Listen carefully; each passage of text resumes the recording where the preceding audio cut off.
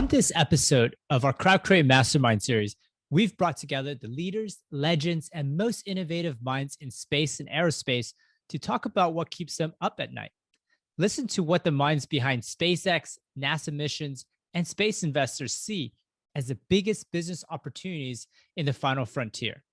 While many of us are celebrating momentous breakthroughs in reusable rockets and, ironically, landing a spaceship on Earth, others are thinking even further into the future around governance, sustainability, and space debris.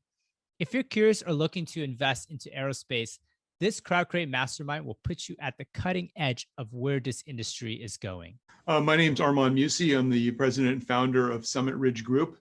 I joke that we do valuation work before transactions for due diligence. When transactions go bad, it's litigation support.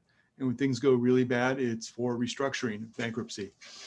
But I've been in the industry since the late 1990s, starting as an equity research analyst on Wall Street. And so I've seen an enormous change in the industry. I think that's what's the most exciting right now, is that it's gone from a very sort of sleepy industry with a very conservative aerospace type mentality to a much more dynamic industry just over the last couple of years, with an influx of younger people, new ideas, and people taking a lot more risk and doing a lot of iterative iteration of different project plans that we haven't seen before. And so the explosion of new ideas in the industry is just a huge change from what it was 10 years ago even. We're talking about a lot of things in orbit, from debris, but also I want to focus on what are those business opportunities that we're seeing, because we're talking about why is it so popular and why is it so investable. I do want to switch gears and just talk about those business opportunities that we're seeing right now. So in terms of opportunities, there's a couple obvious ones. The biggest one is the internet, right? So we see SpaceX, we see OneWeb, we see Project Kuiper. Those are going to be huge opportunities for people. There's also a lot of money going into Earth observation and remote sensing. And there's all kinds of ideas of how to make that work and how markets can develop from that. We've been waiting for that to happen for really kind of 20 years. Every time I go to one of these conferences, I see new ideas about remote sensing and Earth observation, and then they ultimately don't really develop that quickly. We're still waiting for the killer app there.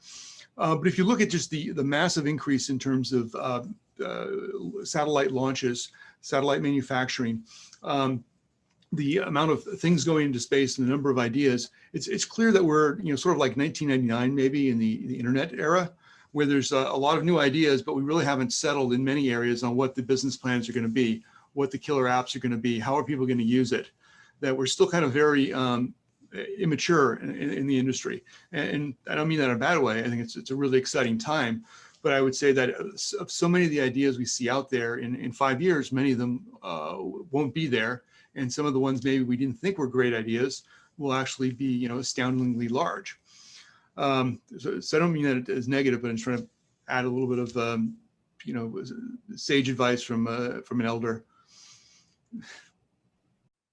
Those are very important points, and everybody here is on the innovation side, but also think about the liability and the insurance and the sustainability.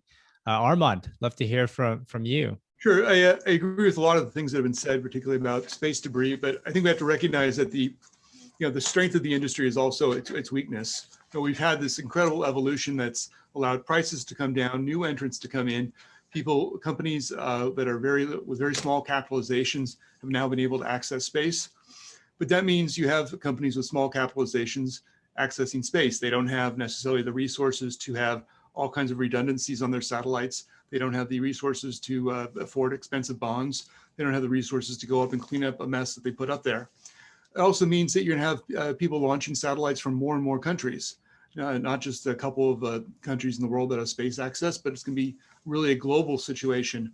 And if the rules tighten up in the US, people will launch from another country. So it's a very difficult situation to bring under control. It's nice to have ideas, but at the end of the day, there's a lot of small companies who want to get up into space, don't have a lot of money, and it's going to take, I think, some really creative new ideas to solve this.